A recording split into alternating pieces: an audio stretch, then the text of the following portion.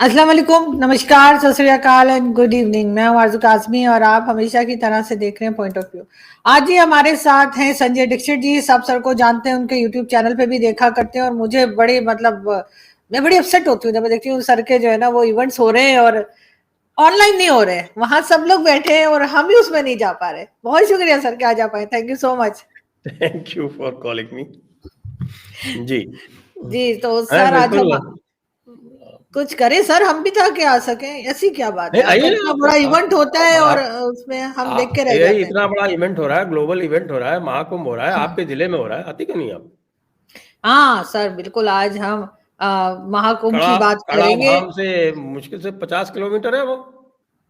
बिल्कुल सर, वो तो हमारा इलाका है ना, वो तो समझे एक तरह से। हाँ लेकिन और क्या। सर हम फिल्मों में तो बहुत देखा है कि वो कुंभ के मेले में खो जाते हैं। लेकिन वैसे ये महाकुंभ जो है ये क्या होता है और ये क्यों सेलिब्रेट किया जाता है?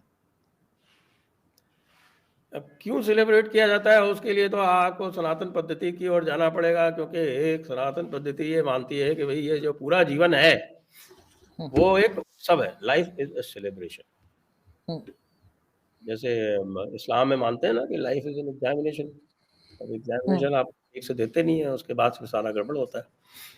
तो लाइफ इज अ सेलिब्रेशन, तो सेलिब्रेशन के अलग अलग जो हैं वो पॉइंट्स हैं, और उसमें एक पॉइंट जो है ये महाकुंभ का भी आता है। अब महाकुंभ का जो लेजेंड है उसकी भी बात कर सकते हैं, महाकुंभ का जो स्पिरिचुअल पहलू है उसकी भी बात कर सकते हैं, क्योंकि सनातन धर्म में वन डायमेंशन तो होती नहीं है, इट इज़ नॉट लिटरल। जैसे कि आई डोंट नो इधर आपको वो बुक मिली कि नहीं मिली जिसमें मैंने कहा था all religions are not the same. तो जो एब्राहमिक रिलीजन्स हैं उसमें तो जो लिटरल लिखा हुआ है you have to take it literally. जो बेचारे लेते थे वो सूफी वूफी, वो थोड़ा बहुत स्पिरिचुअल वगैरह करते थे, उनको मार मार के सीधा कर दिया गया। अब वो भी रास्ते पे आ गए, तो वो भी उसी तरह की बात करते हैं। एक ज़माना था, आपको पता नहीं होगा शायद, सूफीज़्म में, जबकि तरीक़त और शरीयत ये अलग अलग पाथ माने जाते थे।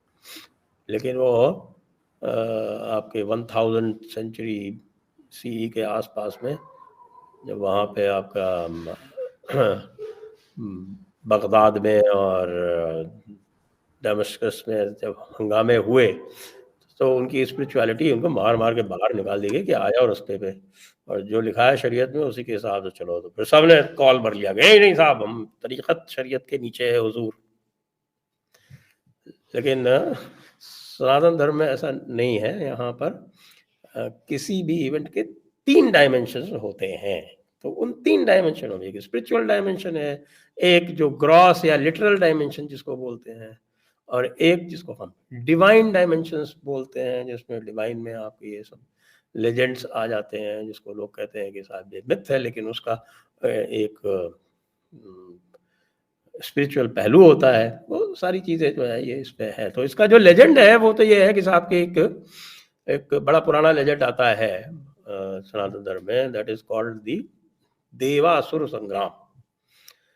देवों और असुरों में संग्राम, यानी basically it is a symbolism for fight between forces of good and forces of evil. अब उसकी भी बड़ी कहानी है कि भाई कैसे जो है वो देवता जो थे, वैसे अगर इसका स्पिरिचुअल डायमेंशन देखें तो देवता basically means your own points of consciousness, और आप में स्वयं देवता के सारे गुण होते हैं। It's only thing is that you need to discover it by focusing on the self, and the self is universal. ये एक जिसको कहें कि लार्जर पॉइंट ऑफ व्यू होता है हिंदुइज्म में, या सनातन धर्म जिसको कहते हैं उसको। तो देवताओं और असुरों में देवता जो है वो they were very comfortable, but they had become very egoistic. बड़े ईगो उनमें, अहंकार बहुत आ गया था। तो एक वो ऋषि होते थे दुर्वासा जी, उनको कहीं गए और तो इंद्र जो देवताओं के राजा हैं, उन्होंने उनकी थोड़ी सी अनजाने में अभद्रता कर दी, kind of he felt insulted. तो उन्होंने उनको श्राप दे दिया कि भाई तुम जो है वो तुम्हारे पावर सब लूज कर दोगे। तो वो they lost all their power, and when they lost their divine power, तो जो असुर थे, दी फोर्सेस ऑफ इविल, तो उन्होंने अटैक कर दिया उनके ऊपर और हरा दिया। आपको पता है जो फोर्सेस ऑफ इविल है वो बहुत स्ट्रांग होते हैं। आपकी आर्मी को ही देख लीजिए, हमेशा जीतती रहती है। वैसे आई एम कॉन्शियस कि भाई आपके भी नोटिस आ चुके हैं आजकल एफएआई के, तो आपको अगर लेकिन सर डरती नहीं हूं मैं। मुझे लोगों ने कहा कि डरना नहीं, मैं कहा हाँ, डर नहीं रही मैं। करें इसका गई, मतलब अभी है तक कोई गई कि सही नहीं गई आप? नहीं सर, अभी ऐसे तक तो मैं नहीं। मैं सर मैं कह रही हूँ कि इस्लामाबाद एफआईए में बुला लीजिए, लाहौर क्यों जाऊं मैं? मेरा सिर्फ इतना सा सवाल है। थोड़ा सा तो परेशान तो करेंगे ना। बगैर परेशान हुए आप चली गई और वापस आ गई तो उसका क्या मतलब है?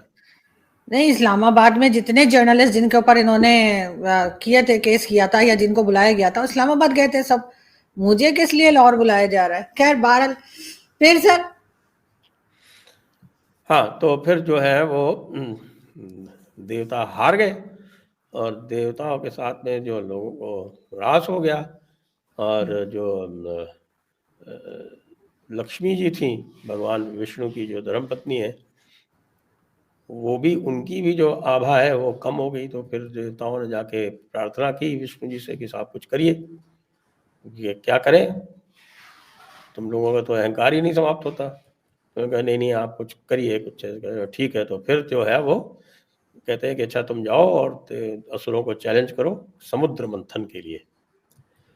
तो वो फिर समुद्र मंथन होता है। तो वो समुद्र मंथन में एक बड़ा पहाड़ होता है, वो उसको जो है वो बनाया जाता है चढ़ने के लिए यूज किया जाता है। वासुकी नाम का सांप होता है। ये सब सिंबॉलिज्म है, इसमें बहुत जाऊंगे तो बहुत लंबा हो जाएगा।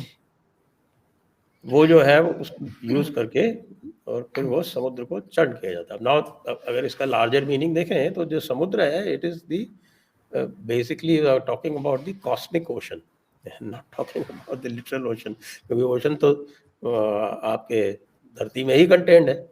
तो this is the churning of the cosmic ocean. अब churning of the cosmic ocean को ये आप देखेंगे इसमें तो एक बड़ी पुरानी कहावत है, यत् पिंडे तत् ब्रह्मांडे। जो कुछ भी यूनिवर्स में है, that is all mapped out on to your brain. That is why the rishis used to meditate on the inner being, कि भाई क्या है हमारे ब्रेन में, क्या कंटेंट है, उसके क्या मैप्ड है, उसको देख के they use to discover the universal truths. ये आजकल तो बहुत कम रह गए ऋषि क्योंकि कलयुग चल रहा है। अब कलयुग में हमारे योगी जी लगे हुए हैं कलयुग को सतयुग में बदलने के लिए, और उन्होंने संभल जो है उसको डिस्कवर कर लिया है। तो शीघ्र कल की अवतार होने वाला है, उसके बाद फिर जो है वो सतयुग वापस आएगा। तो मैं सर जी जी। सर, ये 40 डेज का होता है ना? मतलब अभी ये 14 से स्टार्ट होके और 26 फरवरी नहीं तक मैं तो चलेगा? आपको उसके वो बता रहा हूँ बेसिक क्या है, इसके पीछे का लेजेंड क्या है। जी वो जी कब जी। कब होता है वो अभी बताता हूँ आपको। तो फिर उसमें जो है वो बहुत सारे जेम्स या रत्न जिनको बोलते हैं, जेम्स निकलते हैं उस चर्निंग में। अब इसको आप देखिए कि if there is a churning within, then you discover gems within. इसको इस तरह से भी देख सकते हैं आप। तो ये जो कॉस्मिक ओशन की चर्निंग होती है उसमें बहुत सारे जेम्स निकलते हैं। फर्स्ट इज, सबसे पहले तो पॉइजन, हलाहल सबसे खतरनाक वो निकलता है। तो that would destroy the earth. तो फिर उसको शिव जी जो है वो ही इज द डिस्ट्रॉयर। तो वो जो है उसको अपने कंठ में या अपने थ्रोट में उसको रख लेते हैं। That is why is called Neelkanth. तो he bears the entire poison of the world, so that untimely destruction नहीं हो। डिस्ट्रक्शन जो है वो अपने टाइम पे पर जब होगा तब वो करेंगे।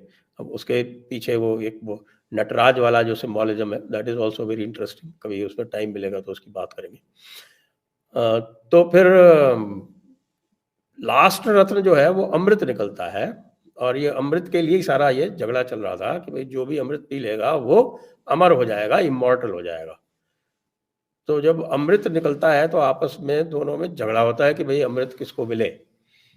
और उस झगड़े में 4 बूंदें जो अमृत की हैं वो पृथ्वी पे गिर जाती हैं, और वो 4 बूंदें गिरती हैं तो एक गोदावरी नदी है महाराष्ट्र में, उसके पास नासिक, त्र्यंबकेश्वर ये एक स्थान है, वहाँ पे एक गिरती है Ujjain. Ujjain is a very prominent seat of learning, it used to be the prime meridian. एक टाइम था जब दुनिया की जो प्राइम मेरिडियन है, जो अभी ग्रीनिच में है, वो भारत में होती थी उज्जैन। और एक हरिद्वार में और एक प्रयागराज में। तो ये जो प्रयागराज में जो कुंभ होता है, कुंभ का मेला, ये जो एस्ट्रोलॉजिकल आपके कॉम्बिनेशंस होते हैं उसके हिसाब से होता है। तो व्हेन अच्छा, ये जुपिटर के हिसाब से, जुपिटर के मूवमेंट के हिसाब से होता है। और जो जुपिटर का मूवमेंट है, जब टॉरस में होता है जुपिटर का मूवमेंट, और सन का मूवमेंट होता है कैप्रिकॉर्न में, तब वो कुंभ होता है प्रयागराज में। और जब सन का जुपिटर का मूवमेंट एक्वेरियस में होता है और सन का मूवमेंट एरीज में होता है, तब वो होता है हरिद्वार में। और जब सन का मूवमेंट लियो में होता है, सॉरी, जुपिटर का लियो में होता है और सन का भी लियो में होता है, वो होता है आपका उज्जैनी में। और towards the end of that period, यानी 1 साल के बाद में, वो नासिक में होता है। अब ये नासिक उज्जैन में पहले कौन होता है बाद में कौन होता है मुझे इस वक्त ध्यान नहीं है, लेकिन ये अपने 1 साल के डिफरेंस पे ये दोनों होते हैं। दोनों टाइम पे जुपिटर लियो में होता है, एक बार एंटर कर रहा होता है, एक बार बाहर जा रहा होता है। तो ये इसके टाइमिंग्स हैं। अब 12 साल में होता है पूर्ण कुंभ जिसको बोलते हैं, और जो 12वां कुंभ होता है इसमें, यानी आफ्टर 144 ईयर्स, उसको महाकुंभ बोलते हैं। So this time what we have in Prayagraj is the one Kumbh that is coming, that is the 12th Kumbh in this series. So that is coming after 144 years. तो इसीलिए उसको जो है वो बहुत उसकी महत्व है, बहुत महत्ता है। और इसीलिए आप देख रहे हैं कि they are expecting about 45 crore people to come. 45 crore लोग जो हैं वो आएंगे इसमें, और फिर जो भी वो विधि विधान परंपराएं वो सब जो करते हैं वो करेंगे। जी बिल्कुल ऐसे ही, लेकिन सर वही जैसे मैं पूछ रही थी आपसे कि ये तकरीबन 40 डेज का होगा। हाँ, ये शुरू होगा, ये मकर संक्रांति से शुरू होता है, क्योंकि ये मकरस्थ कुंभ है, यानी मकर में जो कुंभ होता है, ये आपका एक होता है सिंहस्थ। ये सिंहस्थ होता है जब सिंह राशि में आता है, वो सिंह राशि आती है लगभग आपके अगस्त के आसपास आएगी ना। कर्क और हाँ, वो जुलाई अगस्त के आसपास आती है। तो वो तो नासिक और इसके उज्जैन वाले तो इस टाइम पे होते हैं। ये जब सूर्य मकर में आता है, यानी मकर संक्रांति से आरंभ होगा। मकर संक्रांति इज मकर संक्रांति के एक दिन पहले, यानी 14th को मकर संक्रांति है। It will start on 13 January and it will go on till I think 6th February. वो माघ पूर्णिमा तक चलेगा। बिल्कुल, लेकिन सर इसको लेकर एक मैं देख रही थी आपके टीवी चैनल्स पे बड़ी कंट्रोवर्सी हो रही थी, कुछ मौलाना भी बैठे हुए थे और एक झगड़ा चल रहा था। ये क्या हो रहा है? सुना है वहां पर उन्होंने, वो वक्फ बोर्ड वालों ने क्या वो जमीन भी कह दी कि हमारी है। एक मौलाना है साहब, उन्होंने कहा कि ये जमीन वक्फ की है, पूरी दुनिया ही वक्फ की है। तो फिर तो उनकी भी ये पाकिस्तान में कोई वक्फ बोर्ड नहीं है क्या? सर है, लेकिन वो तो और तरह से काम करता है। यहाँ पे ये चीजें यहाँ नहीं चल रही होती, वैसे ये बस ऐसे बना के साइड पे छोड़ दिया है। अच्छा, मतलब वो कोई वक्फ का रखरखाव नहीं करता, जमीनें दूसरों की क्लेम नहीं करता, ये सब काम नहीं करता? नहीं तो सर ये क्या इशू बना हुआ है? मैंने मौलानाओं को टीवी, इतनी पावर आपने दी नहीं कि साहब वो हर किसी की जमीन हड़प सके। लेकिन सर आप लोगों ने दी है ना, तो ये भी कहा जा रहा है कि वहां पे मुस्लिम्स को स्टॉल लगाने नहीं दिया जा रहा, उनको वो वहां पे बिजनेस नहीं कर सकते कुंभ मेले के उसमें फेस्टिवल में। ये सब क्या हो रहा है? पहले कौन सी, पहले वक्फ वाली बात करें या जो सर आपकी ऑनलाइन। मर्जी, आप हाँ, तो बताइए। ये पहले पहले तो वक्फ की बात कर लेते हैं। देखिए ऐसा है कि यहाँ वक्फ नहीं, औकाफ वाले हैं, यहाँ पर औकाफ के नाम से है जो अरे हमारे वो है ना। प्लूरल है औकाफ, अच्छा, वक्फ का प्लूरल है औकाफ। क्योंकि उनका उनके अंडर वो होते हैं गुरुद्वारे और मंदिर और ये सब, मगर वो तो गुरुद्वारे का मंदिर भी उनके अंदर में होता है। हाँ, क्योंकि वो तो अरे ये तो बड़ा मैंने प्रोग्रेसिव है। मैं अभी सजेस्ट करूंगा मोदी जी को कि अरे साहब ये पाकिस्तान में तो औकाफ के अंडर में क्योंकि मंदिर और मैंने गुरुद्वारे भी होते हैं, क्योंकि यहाँ क्यों नहीं दिया हमारे, आपने? ये भी कर दीजिए, अच्छा हो जाएगा। क्योंकि सर हमारे एक जानने वाले हैं, वो किसी गुरुद्वारे में रहते थे, ठीक है, पिंडी में गुरुद्वारे में उनको घर मिला हुआ था, तो उन्होंने कहा कि ये हम औकाफ वालों से खरीद रहे हैं, तो उससे मुझे लगा कि औकाफ का कोई कनेक्शन है उसमें। वेरी किराए पे लिया हुआ था इंटरेस्टिंग। उन्होंने, रेंट पे लिया हुआ था, हाँ जी, गुरुद्वारे में हाँ जी। रहते थे जी। तो वो एक मौलाना है शहाबुद्दीन रिजवी, बरेलवी हैं वो।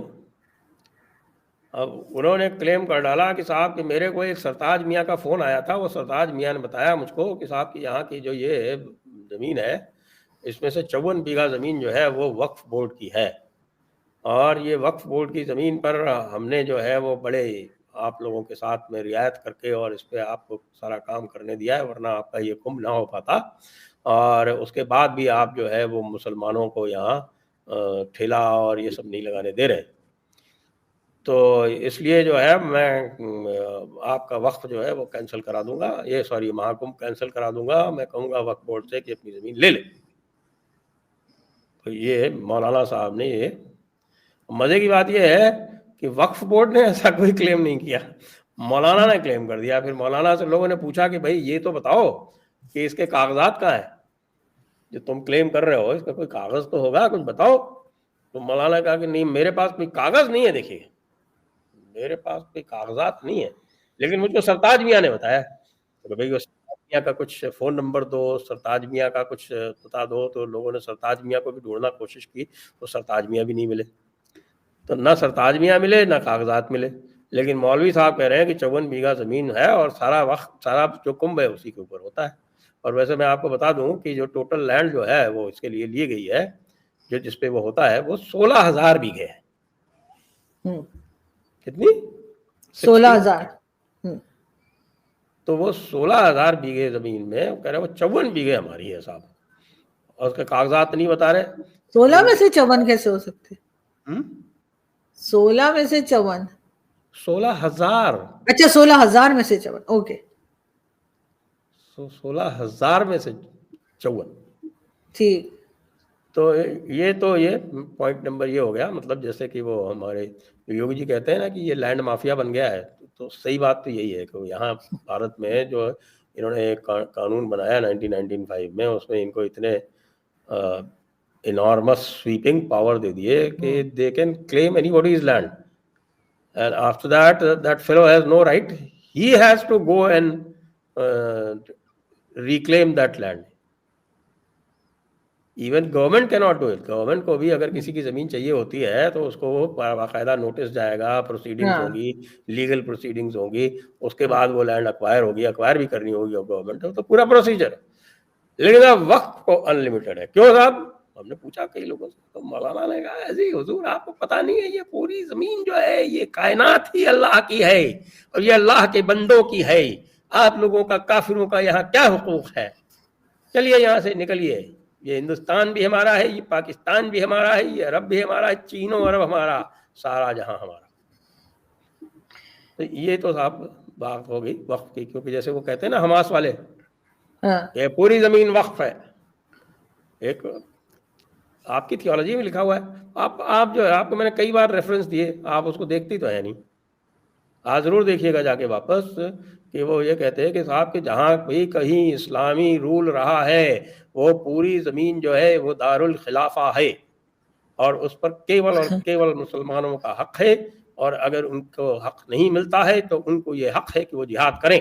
तो इसलिए यहाँ वो लगातार जिहाद करते रहते हैं, कहते हैं कि देखो भाई ये यहाँ से मुगलिया सल्तनत से अंग्रेज़ों ने लिया था, उनको वापस मुगलिया को यानी मुसलमानों को करना चाहिए था, और वो नहीं करके उन्होंने हिंदुओं को दे दिया और एक छोटा सा टुकड़ा पाकिस्तान हमको पकड़ा दिया। ये मुल्ला लॉजिक है। लेकिन सर मुल्ला लॉजिक तो पाकिस्तान में चलेगी ना, आपके यहाँ क्या चल रही है? आपके यहाँ जो है वो पाकिस्तान का हिस्सा तो नहीं है। तो वो जो ये तमाशे कर रहे हैं टीवी पे, तो वो धाएं धाएं हो रही थी कि ना पूछे, और वो लगे हुए थे जी हमें कारोबार नहीं करने दिया जा रहा वहां पे। नहीं तो कारोबार क्यों करना है भाई? मस्जिद के अंदर कारोबार करने देते हो क्या किसी को? तब तो कह दो है काफिर नहीं आएगा यहाँ पे। तो ये जो रिलेशंस हैं ये रेसिप्रोकल बेसिस पे होते हैं, ये एक तरफा नहीं हो सकते। ये तो अलग सर बात क्या है वाकई कि रोका जा रहा है? सर वाकई रोका जा रहा है मुस्लिम्स को वहां पे स्टॉल वगैरह से? सरकार ने नहीं रोका है, लेकिन अखाड़ा परिषद जो है वो इसलिए किया है क्योंकि अभी पिछले दिनों में बहुत सारे केसेस आए जिसमें वो कोई रोटियों में थूक रहे हैं, कोई फलों में कोई पेशाब मिला रहा है, कोई ये कर रहा है, वो कर रहा है, और ये सारे के सारे जितने भी ऐसे केसेस आए सारे मुसलमानों के उससे आए। वैसे ही तो ये वाला पागलपन हमारे यहाँ नहीं है, ये जो आपके यहाँ चलता है ना, थूक रहे हैं और क्या क्या कर रहे हैं। उनको तो काफिरों को पाक करना है ना। आप क्या काफिर है ही नहीं तो किसको पाक करेंगे? तो खुद ही पाक है, पहले से पाकिस्तान है। तो वो जो जुनून है कि साहब काफिरों को पाक करना है, वही जुनून तो है ना जो थोड़े बहुत जो बचे हुए हैं हिंदू पाकिस्तान में उनको भी कन्वर्ट करना है, उनको पाक करते हैं। वो भी वो बहुत अच्छा सवाब का काम करते हैं। लेकिन अजीब सी बात है। लेकिन दरअसल वो एरिया जरूर हमारा है, मैं मानती हूँ, इसलिए कि वहाँ इलाहाबाद या प्रयागराज का जो आपको मैंने बताया भी था जो हाई कोर्ट है, वहां पे तो मेरे ग्रेट ग्रैंडफादर जो थे वो जज भी थे। तो इसलिए सर मेरा तो राइट बनता है। मैं आपको तरीका बताता हूँ।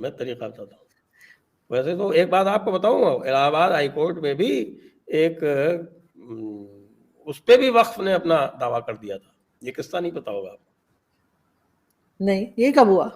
हाँ साहब, ये क्या है कि इलाहाबाद हाई कोर्ट में किसी लोगों को एक कोई खाली जगह थी, वहाँ पे जुम्मे की नमाज पढ़ा करते थे। तो उन्होंने कोई चीफ जस्टिस साहब थे, उनसे ये दरख्वास्त की कि साहब इसको थोड़ा ये जो है ये हमको दे दीजिए, इन द सेंस दे दीजिए मतलब इसको ईयर मार्क कर दीजिए, हम यहाँ नमाज पढ़ लिया करें। उन्होंने उसको ईयर मार्क कर दिया। कुछ दिनों बाद जब कोर्ट को ज़रूरत पड़ी उस ज़मीन की, वहाँ को चेम्बर वगैरह बनाने थे, तो उन्होंने कहा साहब ये तो कोर्ट में चले गए।